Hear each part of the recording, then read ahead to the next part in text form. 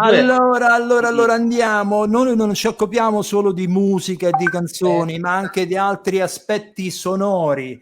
E quando dico sonori, io a questo punto faccio vedere una persona e l'altra persona. Trattasi di Luca Novelli e Gianni Pallotto. Ok? Ciao. Allora, piacere. uno dice: chi sono questi? Aspetta, faccio l'adeguato sottopancia che passa, eccolo là, che spiega chi sono costoro. Costoro hanno la nomination come miglior suono per Pinocchio. In realtà la nomination, il gruppo suono, diciamo, si compone sempre di più persone e quindi non c'è solo loro, anche Maricetta Lombardo, Daniela Bassani, Stefano Grosso. Posso dire una cosa, Marco? Prego. Hanno collaborato con noi anche Paolo Amici e Brando De Sica. È come non dirli, è come non menzionarli. Allora, io presento velocemente l'uno e l'altro. Allora, Gianni Pallotto è un fonico di mix. Io non so quanti film ci ho fatto con lui, proprio me lo ritrovo spessissimo nei mix, quindi non mi credo l'ultimo che ci siamo visti, forse con l'ultimo film di Christian De Sica, credo, se vado a memoria. Sì. Dall'altra parte abbiamo Luca Novelli, con cui Luca Novelli è una figura particolarissima perché si occupa di suono, ma è anche un membro dei Mocadelic, quindi si occupa di io. Io ho fatto il programma, questa trasmissione solo per poter parlare. Io posso pure mutarti, Gianni, capito? Io muto un fonico di mix proprio. L'apoteosi. Guarda, l'ho mutato. Eliminato in una botta sola. Fantastico. Vabbè. Abbiamo perso Pallotto, vabbè. Invece pensa Marco che proprio Gianni è stato il fonico con cui da musicista abbiamo fatto la prima colonna sonora. Sì, dai, con lui assoluta, Salvatore, come Dio comanda, c'era Gianni al mix all'epoca International Recording. Vero. E per me non per l'età, perché è più piccolo di me, però sì. è un padre artistico, tecnico, tutto. Cioè, romanzo criminale di e quando avremo tempo poi insomma quelle giornate ve ne racconterò, però insomma ti dico solo che sono passati i giorni, io ero a terza o quarta fila delle poltrone insieme al regista, piano piano ho avanzato e ho preso un po' di confidenza fino a che un giorno lui si gira e mi fa: vieni, ti puoi sedere anche accanto a me, un giorno ti farò toccare il fader della musica. E io ho fatto i miei giorni accanto a lui, ogni tanto mi diceva vabbè metti la mano, io provo a mettere la mano e faceva t'ho visto, scherzavo, ti pare che ti faccio toccare. No, però scherzo, però è andata così, scherzo no, è andata così. Quanti anni avevi te quando sei entrato per la prima volta in una sala mix con lui a fare il fonico? Io era il 2008, erano 12 anni fa. Io ce n'ho 46. 12 anni fa. 12 anni fa, pensavo di più che fosse quel film. Che ragazzino. No, 12 anni fa. È stato stupendo.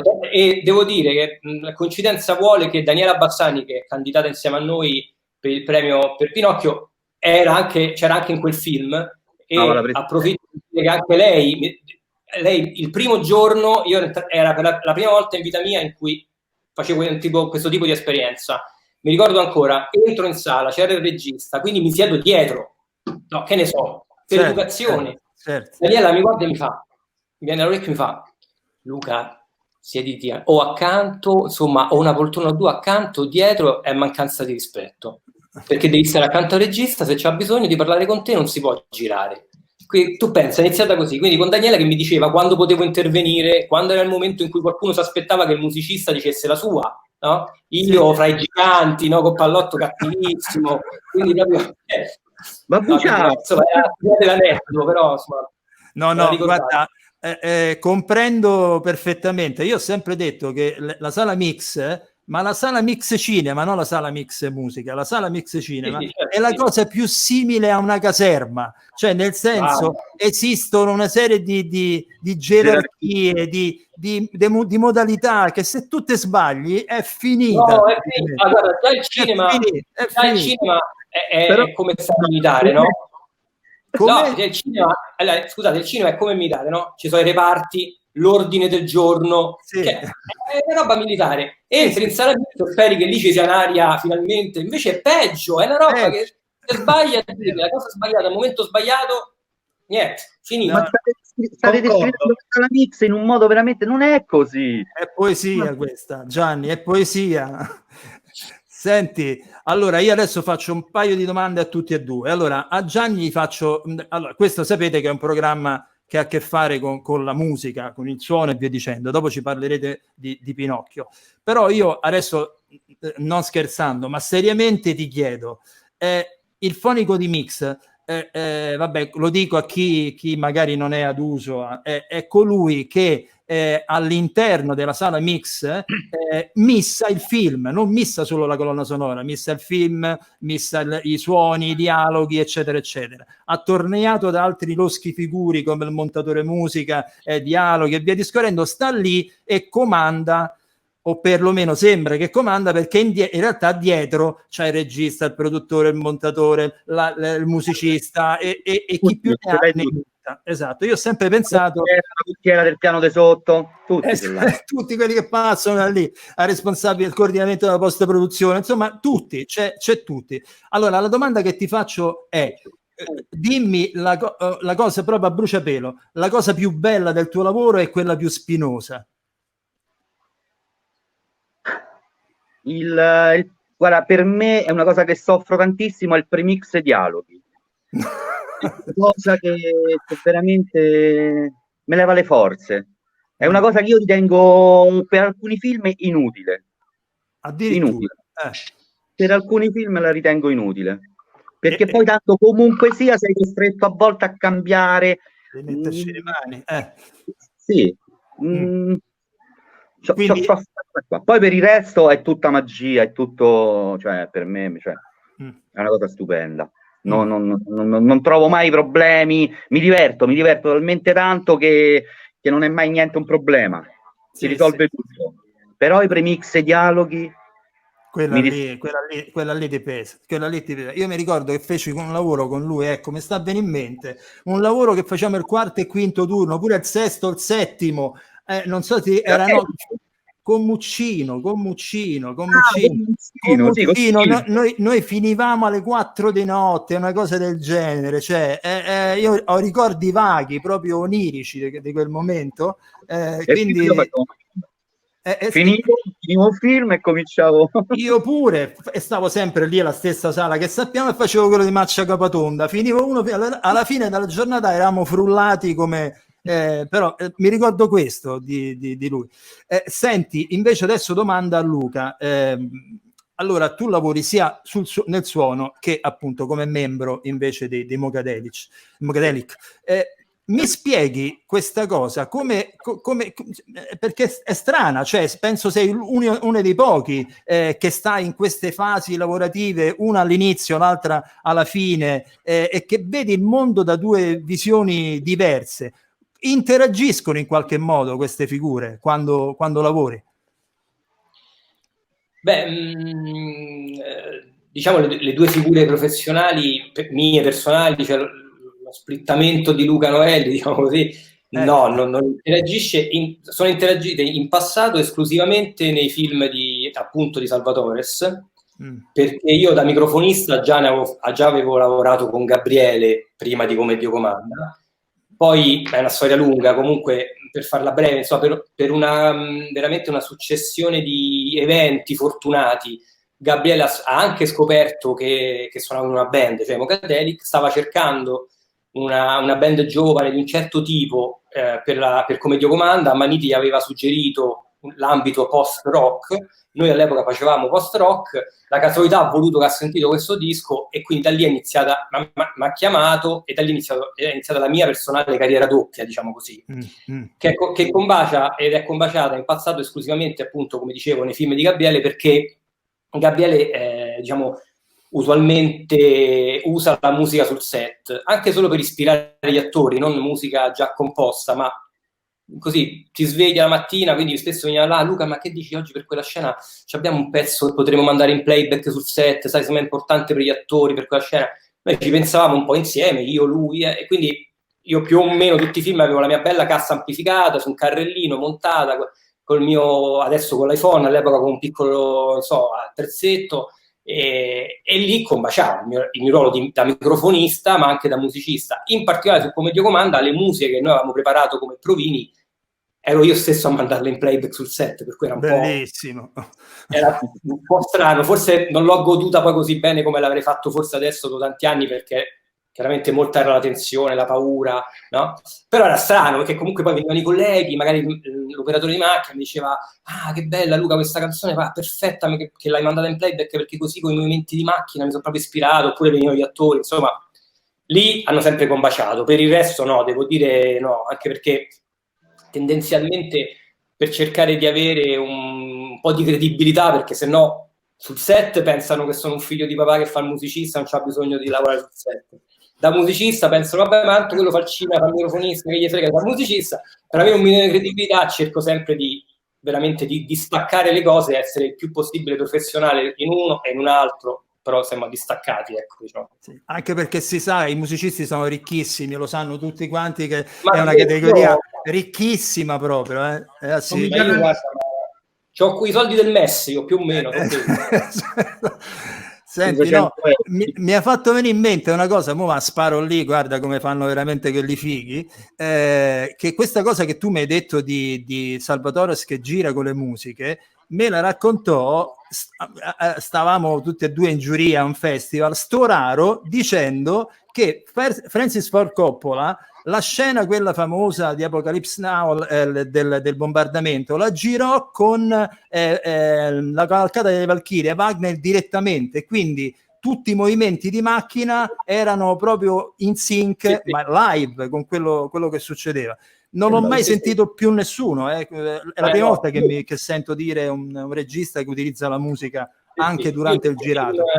In tutti i film in cui ho lavorato con Gabriele, anche prima che cominciassi a fare colonne sonore, quindi già da solo microfonista, sempre, su tutti i film. Adesso sono un paio di film, non ci lavoro, non c'è più, insomma, c'è stato modo, ma penso che lo continui a fare, perché è proprio il suo modo di vedere il cinema. Insomma. Ma se non sbaglio, Salvatore è uno che ha anche una certa cultura musicale, o mi sbaglio? Parecchia. Ecco. Quindi anche quello è importante. Allora, io lascio fare una domanda invece a Massimo circa invece Pinocchio. Parliamo di Pinocchio un attimo. Allora, io devo essere sincero, in tutta verità, non sono un fan del film, perché eccola, subito.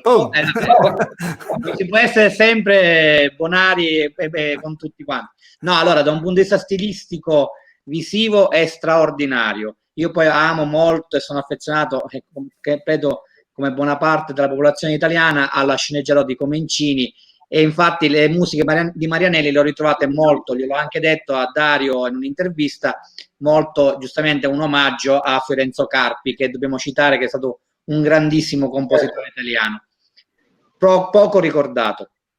Però devo essere sincero, è un film internazionale, perché c'è l'uso del suono e della musica e dei dialoghi perfetto.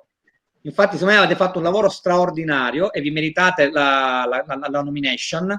Poi il mio giudizio è quello, esula da questa cosa qui, però effettivamente, ma come cerchiamo di far capire comunque allo spettatore medio, tra virgolette, che poi è anche forse offensivo, come si fa a far combaciare in maniera perfetta la musica con il suono, perché sono due cose che poi fondamentalmente cozzano. Gianni. Guarda, onestamente tutto il lavoro era ben fatto, dai dialoghi, dai rumori, dagli ambienti. Quando tutte queste cose si mischiano già tra loro, tu dai soltanto un volume e c'hai questi elementi perfetti, diventa tutto facile, cioè ti entra tutto nel sangue, praticamente viaggi con loro e diventa tutta una cosa soave, tutta una cosa bella, non c'hai niente che ti disturba. In qualsiasi modo tu la missi, ci sono dei suoni lavorati, la musica bella, non mi infastidisce niente, perciò puoi osare tutto. Quando c'hai questi elementi viene da sé, già è bello anche se fai un passaggio, è bello perché funziona tutto, capito? Non hai un elemento di disturbo, non hai... Quindi stai dicendo che se le fondamenta sono buone, poi alla fine il lavoro di mix è decisamente più facilitato, no? Più facilitato, naturalmente deve combaciare tutto, cioè la musica che entra perché deve entrare lì, entra con quella leggerezza, cioè è tutto lavorato, il dialogo bello, gli ambienti che non danno fastidio, cioè è tutta una cosa che veramente è una magia. In quel film veramente è stato tutta una magia. Pinocchio è tutto, i rumori di Pinocchio quando si muove, cioè è stato tutto fatto alla perfezione. Luca, Veramente bravi gli altri. Luca, tu che cosa ti ricordi di questo lavoro? Cioè, ci sono qualche particolarità appunto dal punto di vista proprio del tuo ruolo? Guarda, banalmente un po' la fatica, proprio la fatica fisica, nel senso che non so neanche se poi dal film si evince, insomma, però la fatica, il disagio, quello che nel cinema si chiama il disagio, diciamo, no? Perché comunque sono state tutte location complicate, luoghi difficili da arrivare, difficili da vivere, quindi sostanzialmente quello, insomma, il mio personale lavoro è stato quello. Poi con gli attori è andata bene, insomma, che sono, diciamo, il primo ostacolo al ruolo del microfonista. Se c'è un attore disponibile, insomma, viene tutto da sé. E devo dire su questo, Benigni, vabbè, cioè non ci sono parole, non ci sono parole per dire quale veramente gentleman è. Dire questo.